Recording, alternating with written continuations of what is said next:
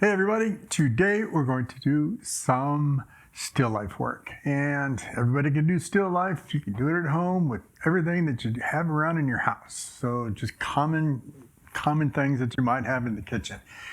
I suggest you go on Google and research some paintings that are in that it's still life. So research that, find something that you like, things that you have, and then set yourself up a spot to shoot.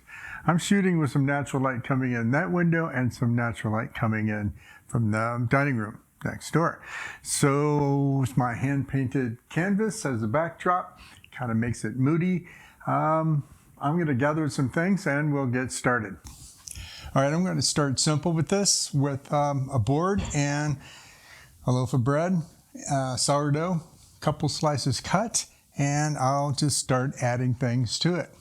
First of all, what's bread without a little cheese? So let's add some cheese with a spreading knife and olives. Oh yeah, olives.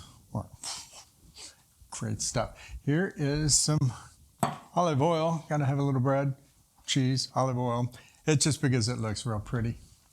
And I picked this up at the dollar store, or the thrift store actually, for $1. So I'm gonna put that in there. And thank you, Shelley. How about a glass of wine? There we go. Now we'll take a couple of shots and see what we get. So as you can see, the little reflection right here, don't like that much. It just kind of bugs me. So what I'm going to do, thank you, is grab a little diffusion, and that is a shower curtain that I got at the dollar store for this for $1.50. So it kind of cuts down on the reflection on that. Now I don't have as much light. It's kind of dark over here. So I'm going to add a little foam core to this. See? Bounce some light right in there. It's going to want to fall over on me, isn't it? There we go.